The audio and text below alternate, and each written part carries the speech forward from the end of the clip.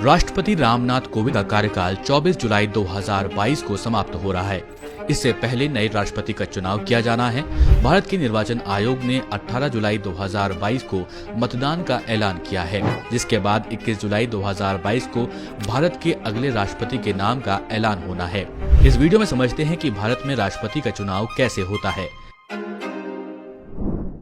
राष्ट्रपति के चुनाव का तरीका इंडियन कॉन्स्टिट्यूशन के आर्टिकल 55 में मेंशन किया गया है। राष्ट्रपति देश और सरकार दोनों का प्रमुख होता है और देश का प्रथम नागरिक भी होता है। लेकिन यहाँ ये समझना जरूरी है कि हम और आप राष्ट्रपति के लिए सीधे तौर पर वोट नहीं कर सकते हैं। तो कौन है जो राष्ट्रपति को चुनता है, आइए समझते हैं। सबसे पहले समझिए कि राष्ट्रपति पद के लिए उम्मीदवार कौन हो सकता है। उम्मीदवार भारत का नागरिक होना चाहिए, साथ ही 35 या फिर उससे अधिक उम्र का होना चाहिए और लोकसभा के एक एमपी बनने के लिए जो एलिजिबिलिटी रिक्वायरमेंट होती है, वही राष्ट्रपति पद के उम्मीदवार की भी एलिजिबिलिटी रिक्वायरमेंट होती है। इसके साथ ही राष्ट्रपति पद के उम्मीदवार के लिए कम से कम 50 इलेक्टर्स ने एक व्यक्ति का नाम प्रस्तावित किया हो, साथ ही 50 अन्य इलेक्टर्स ने इसका समर्थन किया हो, तभी वो राष्ट्रपति पद के लिए चुनाव लड़ सकता है। इसको आसान भाषा में समझें तो एक राष्ट्रपति पद के उम्मीदवार को 50 प्रपोजर्स और 50 सेकेंडर्स की जरूरत होती है। इस नियम को सबसे पहले इलेक्शन कमीशन ने 1974 में इंट्रोड्यूस किया था।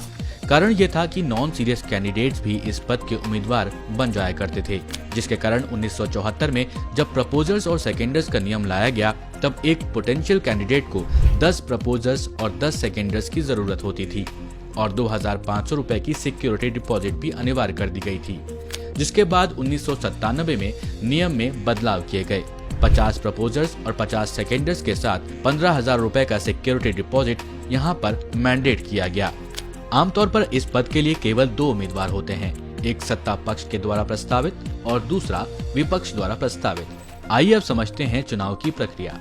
प्रेसिडेंट के चुनाव के लिए वोट का अधिकार इलेक्टोरल कॉलेज के मेंबर्स को होता है। अब सवाल ये कि इलेक्टोरल कॉलेज के मेंबर्स कौन होते हैं। जहां आपको बता दें कि संसद के दोनों सदन यानी कि राज्यसभा और लोकसभा के निर्वाचित सदस्य यानी कि एमपीज और राष्ट्रीय राजधानी क्षेत्र दिल्ली और केंद्र शासित प्रदेश पुडुचेरी सहित सभी राज्यों की विधानसभाओं के निर्वाचित सदस्य यानी एमएलएस इलेक्टोरल कॉलेज के मेंबर होते हैं। यहाँ एक बात ध्यान देने वाली है कि पिछले 2 राष्ट्रपति चुनावों से जम्मू और कश्मीर इस वोटिंग प्रोसेस के लिए एलिजिबल नहीं है।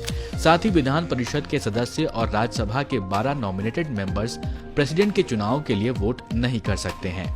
अब इसके पीछे की मैथ्स को 2022 में होने वाले राष्ट्रपति चुनाव के हिसाब से समझने की कोशिश करते हैं। इलेक्टोरल कॉलेज में टोटल इलेक्टर्स हैं 4,809, 543 लोकसभा एमपीज और 233 राज्यसभा एमपीज और साथ ही साथ 4,033 एमएलएस। अब यहाँ एक वोट की वैल्यू एक नहीं होती है। एमपीज और एमएलएस की वोट वैल्यूज अलग अलग तरह से कैलकुलेट करी जाती हैं। पहले बात करते हैं एक एमएलए की वोट की वैल्यू कैलकुलेशन की। 1971 की जनगणना के अनुसार राज्य की जनसंख्या को राज्य के टोटल नंबर ऑफ एमएलए से डिवाइड करते हैं, फिर जो वैल्यू आती है उसे 1000 से फिर से डिवाइड किया जाता है। इस तरह से एक एमएलए की वोट की वैल्यू निकाली जाती है। अब यहाँ आपको बता दें कि हर राज्य के एमएलए की वैल्यू अलग अलग होती है। जैसे उत्तर प्रदेश में एक एमएलए के वोट की वैल्यू है 208, महाराष्ट्र में है 175, वहीं अरुणाचल प्रदेश में एक एमएलए की वोट की वैल्यू है 8।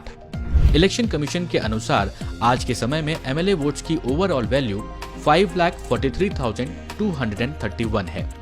अब बात करते हैं एक एमपी यानी मेंबर ऑफ पार्लियामेंट की वोट वैल्यू कैसे निकालते हैं। एक एमपी के वोट वैल्यू को निकालने के लिए एमएलएस के टोटल वैल्यू वोट्स को total number of elected MP से डिवाइड किया जाता है। जो वैल्यू आती है वो एक एमपी की वोट वैल्यू होती है। जैसे कि आप एग्जाम्पल में देख सकते हैं, यहाँ पर 5,43,231 जो कि total value of votes of MLAs है, उसको डिवाइड किया गया है टोटल नंबर ऑफ एमपीज यानी 776 से। लोकसभा के और राज्यसभा के मेंबर्स को ऐड करके ये वैल्यू आई है जो कि है 776। अगर आप total value of votes of MLAs को डिवाइड करेंगे नंबर ऑफ इलेक्टेड एमपीज से तो ये होगी 700।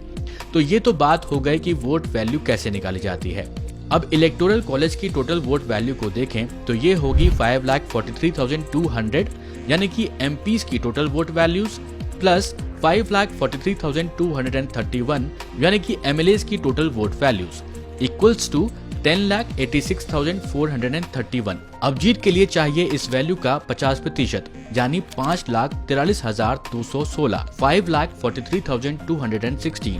हमारे देश भारत के अगले राष्ट्रपति 25 जुलाई को शपथ लेंगे। सुप्रीम कोर्ट के चीफ जस्टिस इस पद के लिए शपथ दिलाते हैं। इस वीडियो को लाइक करें, शेयर करें और कमेंट करके हमें अपना फीडबैक जरूर दें।